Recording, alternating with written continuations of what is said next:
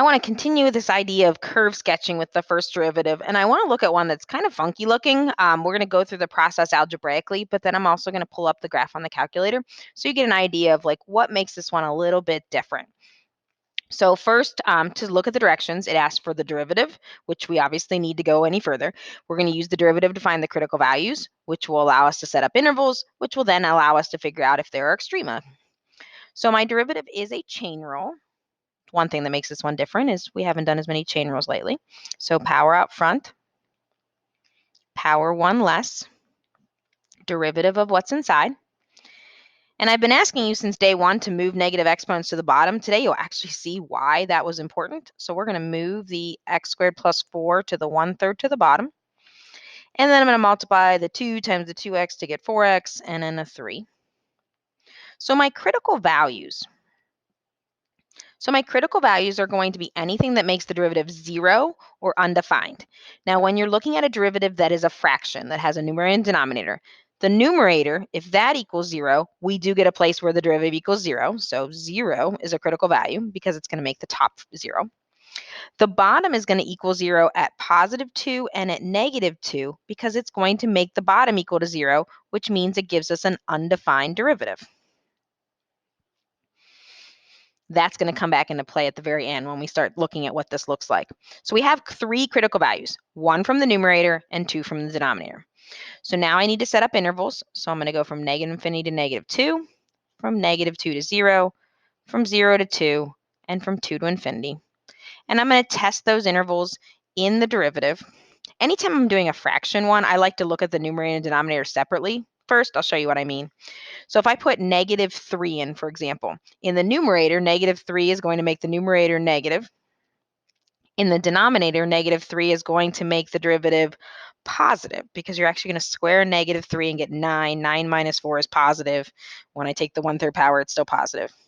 So I start with a negative derivative, which means it starts out decreasing.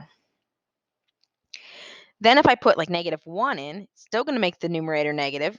The bottom this time is actually going to be negative as well because you're going to do a 1 minus 4 in the bottom. So that's going to give you a positive, which means it will increase.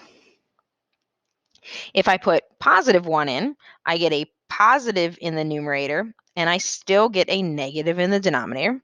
So we're back to negative decreasing.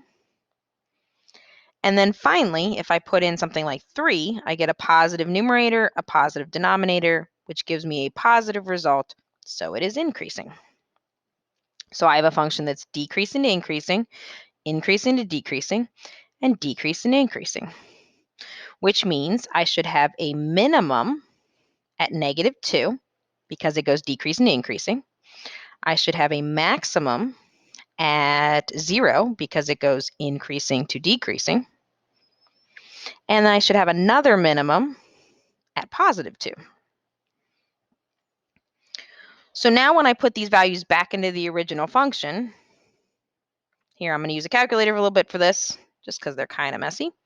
So when I put 0 in, I get 0 minus 4 to the negative, or to the 2/3 power. So I get -4, I'm going to put in parentheses, to the 2/3 power, which gives me 2.5.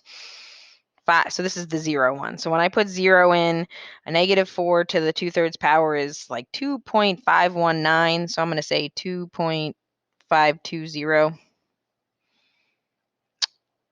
When I put -2 in, I get 4 minus 4, which is 0.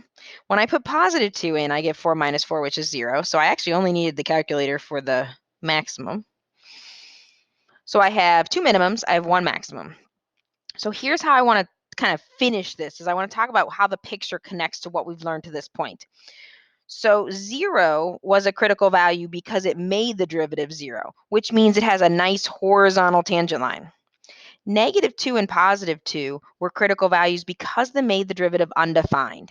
If the derivative is undefined or non-existent, something funky is happening at -2 and 2.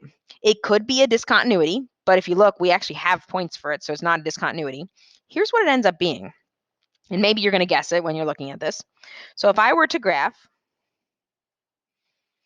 my original function, which is x squared minus 4 to the 2/3 power, This is what I get. I get a graph that almost looks like a W. Notice what's happening at -2 and +2. It's obviously they equal 0 there. Those are sharp points, and that should make sense because sharp points are places where graphs are not differentiable.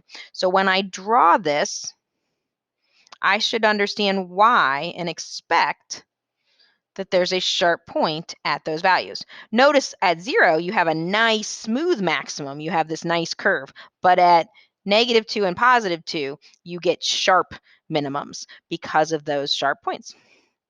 So that kind of takes what we did in the previous day and put it together with something that's a little bit messier.